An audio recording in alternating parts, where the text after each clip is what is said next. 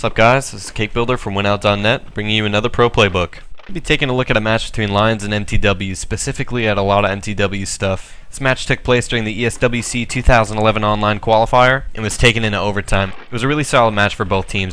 We're going to look at a couple of strats that worked and why they worked and explain why they were implemented at what times. So we're looking at a full gun round for both teams, and it becomes a 4-on-4 pretty early in the round with minute picking someone off in the window room.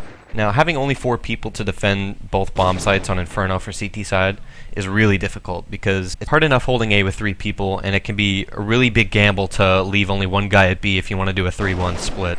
So mTw already sort of has an advantage because they know there are only so many scenarios that Lions can run right now.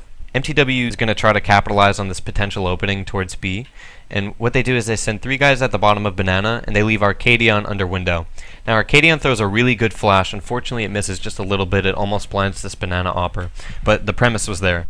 Arcadion's doing 2 things. 1, he's throwing this flash for the Banana players to try to be able to take B, and 2, he's playing in a position where if the B take fucks up, if someone gets flashed or if another mTw player drops, they can go back to A with having Arcadion near A to kind of scout out what's going on and try to feel out the site a little bit better. It's a lot better than trying to send 4 guys B, because if something fucks up and you have to go A, you don't have anyone over there that has any information. You want to have at least one of your teammates at the other bomb site if you know there's a possibility that you'll go there later, so that you have some sort of information, even if there might be one guy big pit. Then you're just increasing your odds that much more by having that kind of support. And to relate back to what I was saying about having 4 people and its difficulty on CT side, if Arcadion gets a pick at A, that's almost going to guarantee a forced rotation from one of the B players to go to A. So that will leave B with only 1 member of Lions left. So having Arcadion off towards A is great because he's able to flash, he's able to give support if they decide to go A later, and if he gets a pick at A, it opens up B even more for the 3 guys on Banana. Since they've committed to taking that site, Arcadion's going to come all the way back from A, trying to clear out mid, so they've already got Banana cleared out too, and everyone can just focus on CT spawn.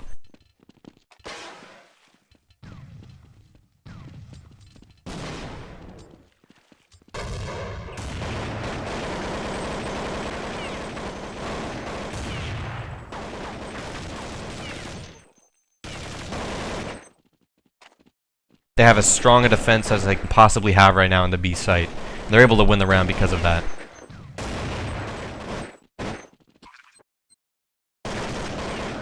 So in this round, mTw walks right up mid, and they do it for a couple of reasons. 1, it's kind of a low buy for Lions. I see a Deagle, I see a FAMAS or 2. mTw knows that they're low on money based on the previous round. So right there, that's already an early indicator that Lions might be playing a little bit more passively.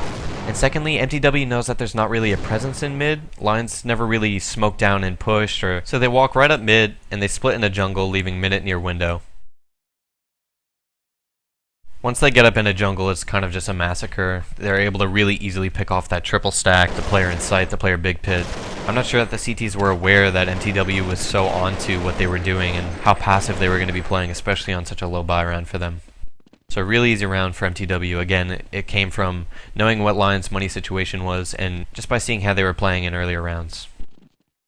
Okay, so now we're going to take a look at a strat that mTw ran that didn't work, and I'm going to tell you exactly why it didn't and what you could have done to make it work. The setup was actually great. I love the premise of this strat, but they should have changed what the execution following the premise was, because it just didn't work. They weren't able to sell a fake that was involved in the setup. So you see they have a really great B spawn. They have 4 really good spawns. Normally you want to take advantage of these spawns and push towards B. AV has the 4th spawn, and he's going to be crucial to the setup of this strat. So basically what the first 3 guys do is they line up along in this corner here on Banana with nades, getting ready to attack and getting ready to throw their nades up towards the top of Banana. What AV does is he just kind of spots Banana by using that ladder to kind of jiggle up and down, trying to stay covered but trying to get information too. It looks a lot like AV's just one person representing mTw trying to spot Banana and not trying to get a pick. So if I was a B defender opping down or even just colting down and I see AV doing something like that to spot me, I might just think that it's one guy and I might kind of push out to headshot box even and try to get that pick. But what would happen to a CT in this case if he were to get aggressive and did think that this is what AV's true intentions were? He would push out and get instantly naded and just get completely fucked over by the 3 Ts hiding in this corner. So even though AV didn't really see anyone at B, mTw knows that there's someone pretty close based on the nades and flashes that are coming down towards them. So they decide to go for it anyway. They throw their nades, they shoot some bullets at the wall, but they don't get a kill. After that failure, they're kind of hoping that a member of Lions is going to rotate over to B to make it a 3-2. mTw only wants this because they're going to be delaying a B take anyway. So if a member of Lions rotates from A to B, but then the B guys realize that no one's coming in, not only will that guy that was originally playing A go back to A, but hopefully they'll draw another one of the B members out to go to A also, because maybe they'll say, alright, that was just a shitty fake, they're going to go A after that, watch out Hall or something. mTw predictably got counter flash as they were trying to execute on B, and what this did was it gave Nicholas enough time to rotate from CT arch at jungle to go to B. So now not only is mTw facing 2 guys at banana when they're only expecting 1, they're facing 3. Their execution got so delayed trying to take the site, they're just mentally unprepared to take this site against 3 B defenders. A good strat, a good idea, but just kind of executed poorly and it had some holes. So let's look at another really good strat by mTw that just barely doesn't work out for them. In this round, they sell a really good A fake. They do it by committing bodies. If you're a strat caller and you're really trying to sell a fake, make sure that that fake doesn't just involve smokes and flashes. Make sure it involves bodies too. It's worth losing people to sell a fake. Granted, they still have to try to deal some damage and try to get picks as best as they can. Arcadian gets traded in halls pretty quick, and it's already a 4-on-4. So again, as I said earlier, it's really tough for Lions to distribute their defense evenly between these 2 bomb sites with only 4 people. So that's already one advantage for mTw having this 4v4. So now mTw just completely commits to this A fake, and they send AV in halls. They get 1 guy window, and they get 2 guys to go up mid.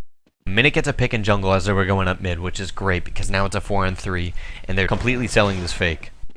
Not only is what mTw doing helping this fake out, but Nicholas of Lions has already pushed down banana, so he kind of knows that banana is clear and that nothing's really happening at B right now. Now this is the point of the round where mTw is turning the strat from an A take to an A fake.